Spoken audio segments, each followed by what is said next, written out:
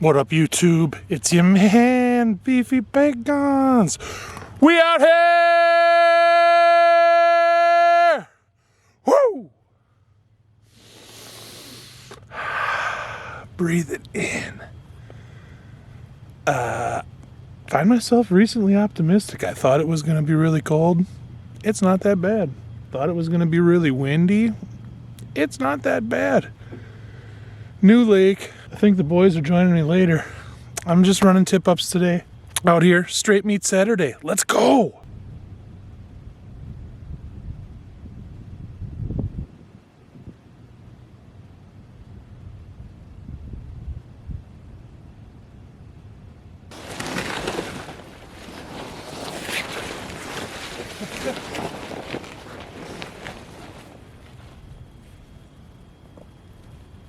Oh, Grace.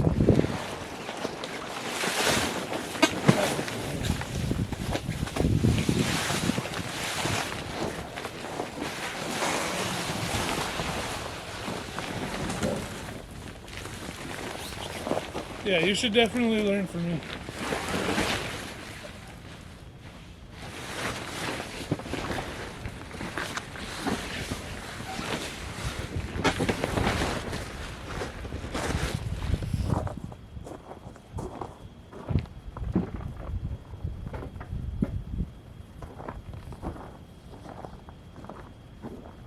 Tip up! Yeah! Got a flag. Let's go! I got Drosy showing up right now. That is great timing on that. Just in case it is a decent fish. I don't know that there's even a fish there. I feel like I would see it moving at least a little bit. It's this way, but not very far. What depth are you in? This is about 16 or 17. Really? Crazy. Well, it hasn't flinched since I got here. If there's going to be weight on it.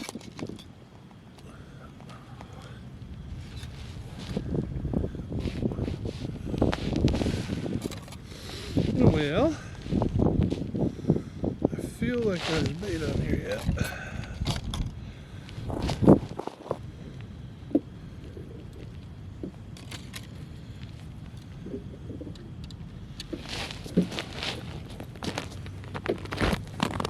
No dice. Oh well.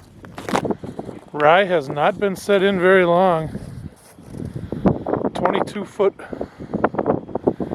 He's got one up.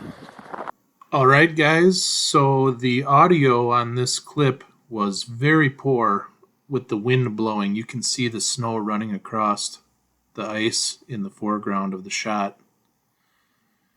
Ryan made the hook set on the fish.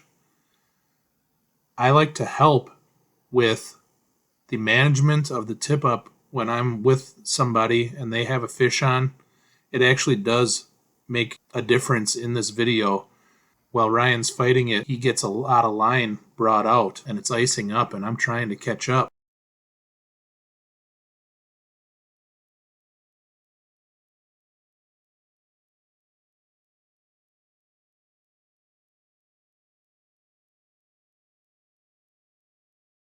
When the fish makes the first run, you can see the fish has pulled all the way to the line, and so I was actually kind of feeling the fish fighting for a little while. Not only does that give a guy an opportunity to feel the fish also himself a little bit, really dramatically increases the chance that your buddy is going to catch the fish because you're being careful not to let that line get caught up on the ice when the fish makes the runs. So I think that that's a really important thing to do. It really can help your buddies out and make a huge difference for them.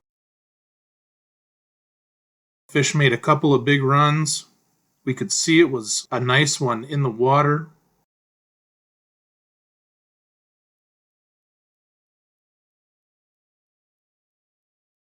Ryan is going to be pulling the fish out here soon with my assistance. It measured appropriately.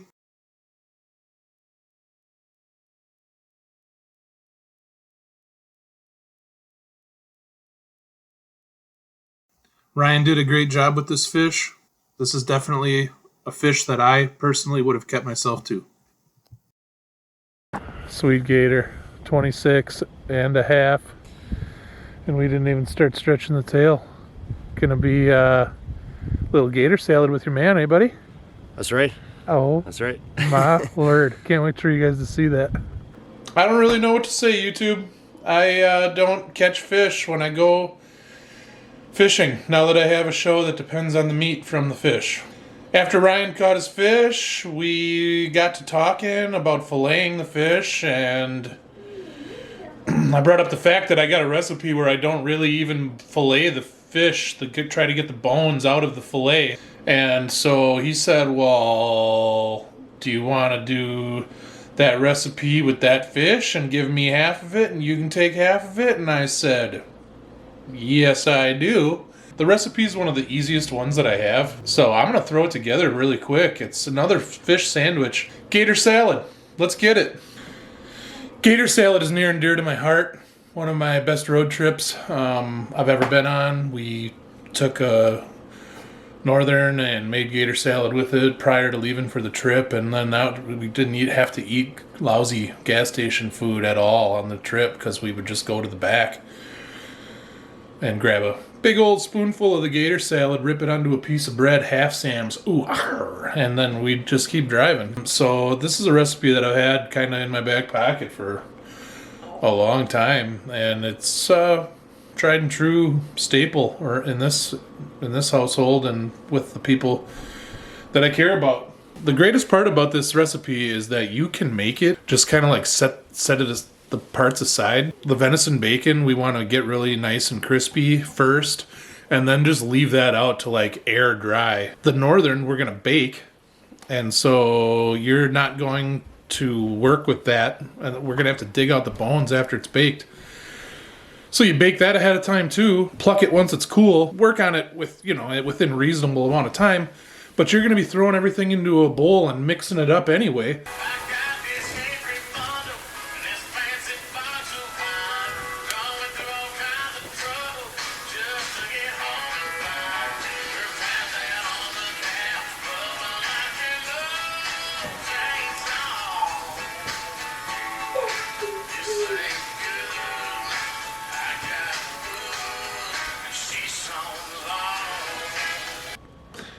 Periodically, we're going to dive in and dig out one of the finer points regarding the topic at hand in a segment I call Beefy's Greasy Bits. Yo! Welcome to Beefy's Greasy Bits. Thanks for the ride. I'm greasing on something that's important to me today. Beefy's Greasy Bit for this episode is clean fish on cardboard.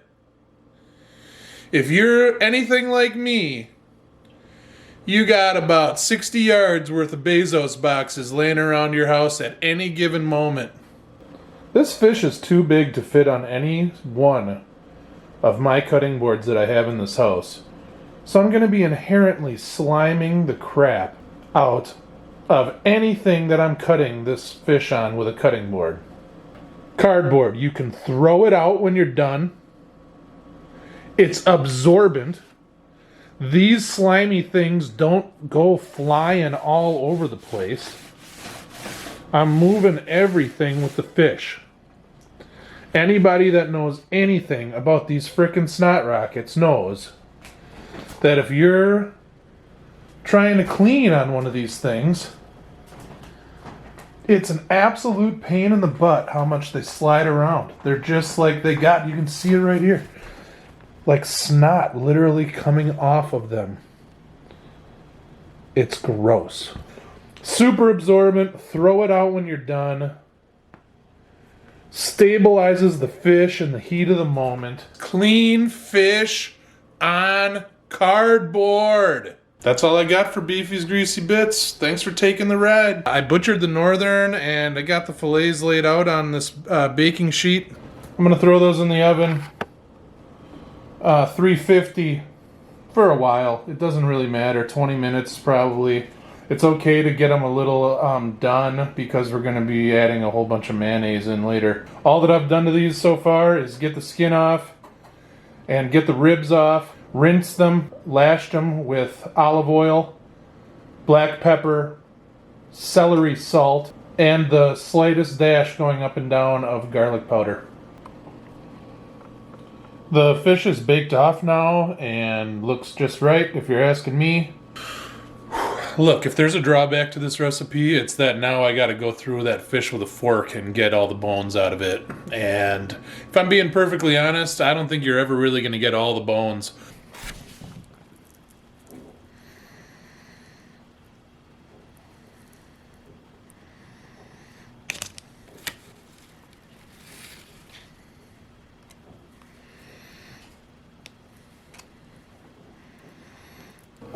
All right, guys.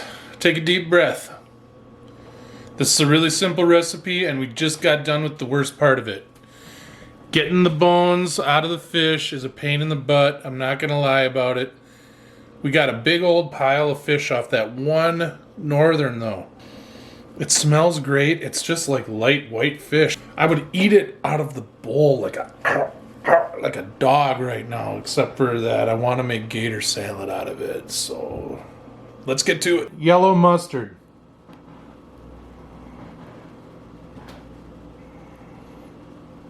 Mayonnaise.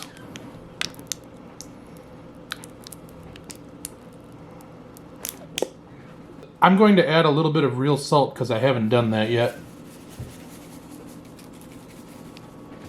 Now we're going to take that mixture and we're going to stir it up. And in that process, we're going to give it one more really good optical pat down, looking for bones.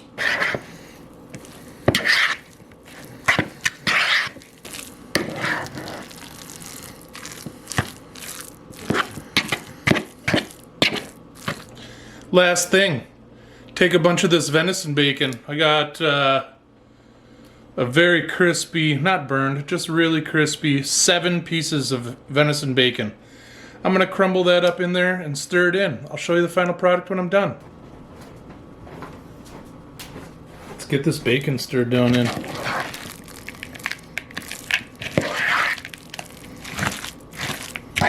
Venison bacon makes everything better. This fish is no exception.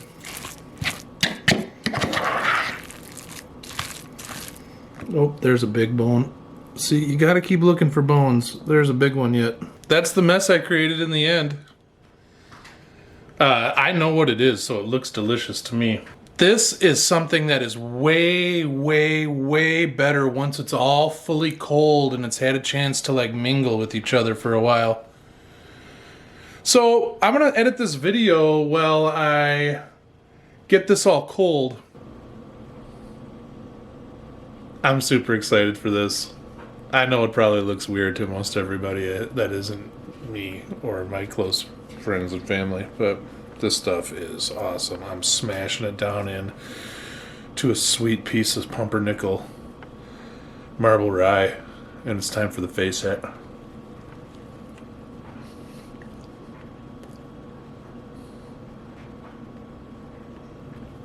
Get your bacon really crispy, because that mayonnaise and mustard starts taking away from the crispness once it's all in there mingling. I could eat this every single day of my life. I'm not even kidding.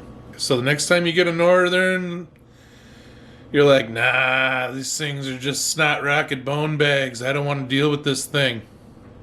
I do recommend giving this a shot. This is money. So thanks to Ryan for the fish. Thanks to Ray for the venison bacon. We out here. Catch you on the next one.